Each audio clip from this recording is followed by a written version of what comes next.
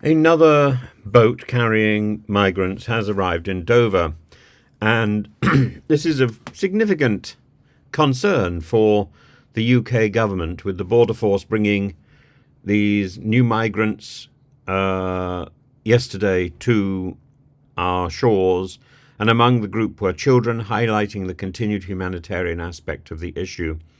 And although there are various routes for getting into the country illegally, the smugglers tend to advise would-be migrants that if they have children, then they should be using a small boat. And these small boats, the people travelling in these small boats, pay huge amounts of money to travel. They are being cajoled and encouraged all the way by the trafficking and the smuggling groups. And those smuggling groups can make such huge amounts of money. It's a little bit like peddling drugs, like peddling cocaine or something, and that, of course, has got all the way up to the lavatories of the House of Commons under the last Conservative administration. So this is something that reaches everywhere, and the small boat crossings tend to increase with favourable weather conditions, which may explain why Rishi Sunak called the election so soon. For instance, in the week leading up to Saturday, 342 people crossed the channel in 7 boats, and the number spiked to 1,499 people in 27 boats in the preceding week from July the 15th to the 21st, illustrating the scale and the persistence of this problem. It's got very little to do with whether or not Keir Starmer's recent announcement is going to change anything. This is the inheritance that he has got, and I'm not saying that as a supporter of the Labour Party. I'm not. I'm saying that as an objective fact. And the Labour government is addressing the challenge, it claims. It's inheriting a complex situation from Rishi Sunak, or rather particularly from the Home Office, which we will need a great deal of work to bring it back into a position where it's doing its job. And that is the fundamental problem, that since Theresa May and the hostile environment, the Home Office has effectively stopped working in this area. The Starmer administration has vowed to tackle the small boats' arrivals by focusing on dismantling the people smuggling rings, orchestrating these perilous journeys. But that is a complex problem and akin to tackling drug traffickers. It's a much bigger issue and not one that is going to yield very quick results. A new border unit established in partnership with European counterparts is part of Labour's strategy to stem the tide of illegal crossings, and cooperation is the right way forward. But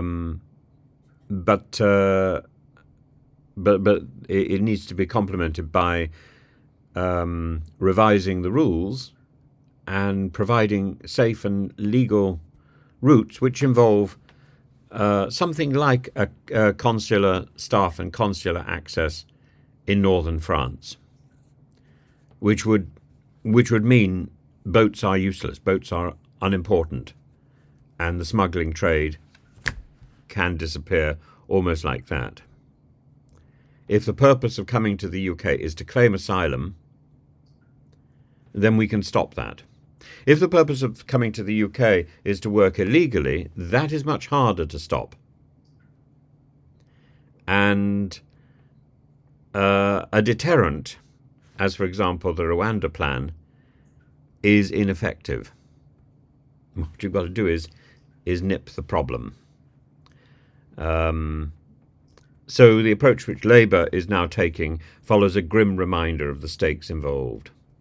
On July the 18th, there were the tragic deaths of 5 individuals in 2 separate incidents in the Channel, and Keir Starmer called attention to the human cost of people smuggling, describing it as a chilling reminder of the dangers these migrants face.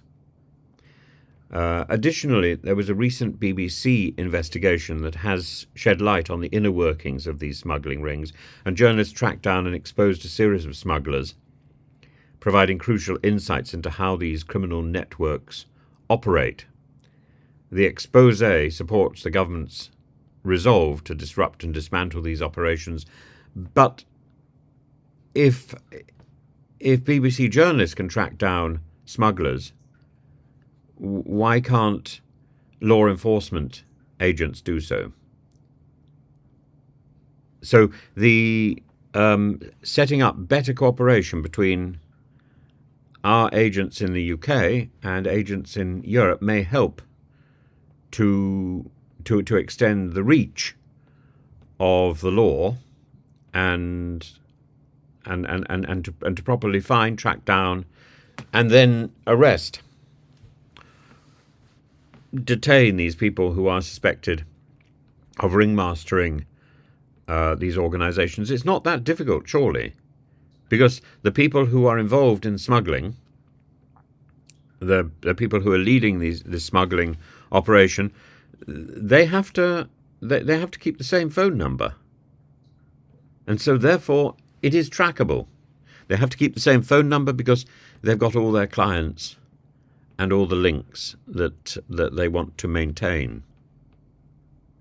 So unlike ordinary people who are sort of trying to avoid being caught, who can throw away, quote, a burner, the people organizing the smuggling need to have access and need to be accessed. And we should be able to use technology, as indeed the BBC did, to track down these smugglers. It's not rocket science, but it does involve cross-border and international law enforcement cooperation, and that's something which was severely tested by the last government and something that Keir Starmer is putting back in place. So the Labour resolve to disrupt and dismantle, and overall the challenge of small boats is not something that's going to be resolved quickly. The current administration is making concerted efforts to address both the immediate and the root causes of the issue, focusing on the criminal networks behind these dangerous journeys. But it's not going to be a quick fix, and the longer it takes. So throughout this summer, I think one can expect a lot more finger wagging from the Conservative benches, and the Labour people need to wag their fingers back and say, you created this problem with your hostile environment. Though the seeds of that hostile environment go back to Blunkett. So there's not very many politicians can really stand up and hold their head up high when it comes to the migrant small boats problem, because the origins of this go back to an idea that we can legislate against the victims, against these people who are taking whatever effort that they can to get out of their home country and out of a situation of terror, and coming to our country where they speak the language. This is a result of two things. Number one, our failure to have proper records, and number two, our success in exporting English as a foreign language. So the fact that people speak our language means this is a preferred destination to France or Germany or Italy, and that is never going to change while we continue to export English as a foreign language. And to destroy that business, which indeed is itself under threat because of the private schools VAT legislation going through, I think the it's never going to be completely eradicated. It's a very good and very solid and very safe business model. But you reap the whirlwind.